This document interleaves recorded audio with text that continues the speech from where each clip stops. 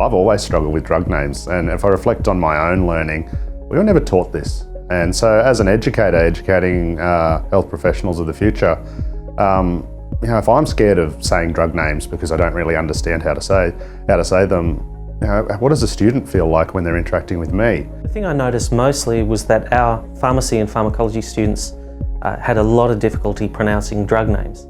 And it seems like something that you could easily look over, but it's become something very important to us because we need our students to be able to communicate effectively. Pronouncing drug names is crucial because that could have a big impact on their profession. We were assessing how people spoke about drugs and pronounced drugs.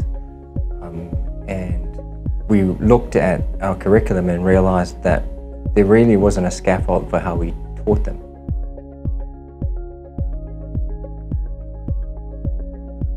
We decided to collaborate with some experts in the field. We sought out Professor Libby Cardell from Speech Pathology at the School of Allied Health Sciences to collaborate with us on a project that will enable us to try and remedy the problem with students not being able to pronounce drug names correctly and come up with a learning tool that they could use to effectively gain proficiency. So we got together and we devised a project and we applied for a Griffith grant for learning and teaching and were successful. This enabled us to start our collaboration and devise a project that could finally address the problem. We're very fortunate to have capable staff in our school that have an interest in a very strong pedagogical approach to improving learning strategies in our school. We don't really understand this, so we need to go and seek expert help, and that's when we got involved with the School of Allied Health and Speech Pathology with Elizabeth Cardell. So the approach was obviously evidence-based and also around theory and how people actually do learn new languages. We did 2 workshops. So the first workshop was really to acclimatise the students to core phonetic and linguistic concepts. So that was around what a sound was, what a letter was, how they related. As we stood in the back of the room and Dr. Cardell delivered that teaching, we've never really seen such high engagement from students and heard them talking about them. I think it really made them feel like health professionals for the first time in their degree.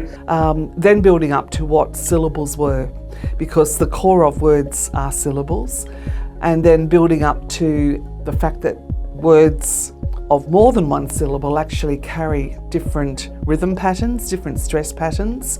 And again, in terms of pronunciation of long, complex words, like you have in drugs, some drugs, in fact, the average length is probably 4 to 5 syllables. Knowing those stress patterns too are really important.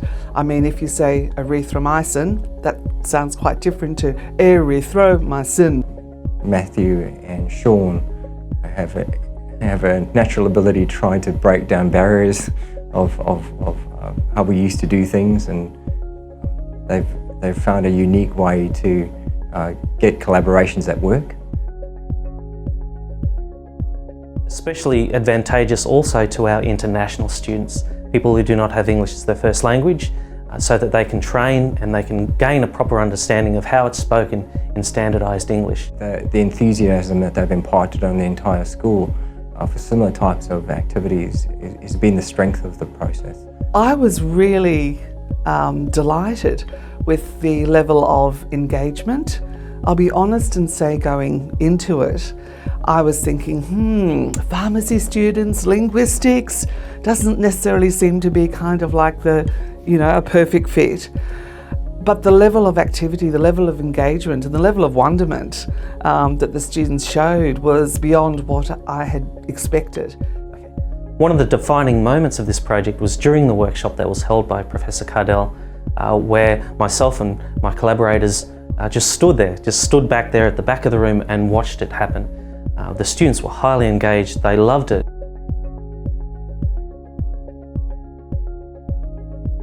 Don't overthink things. Think simply, it doesn't have to be big. The other key is use experts across the university. Use people with discipline-specific knowledge rather than trying to really expand yourself into areas. Collaboration takes that out, and also you learn through that collaboration as you go through. I think the most important thing is before you start, you need to look broadly across the faculty at the skill base that's available to you. I think one thing about Griffith University is that no matter which way you look and which school you look or group, there's always someone that has expertise available. And we're a very rich community of teaching and learning, and I think that is reflected on how awarded our academics are.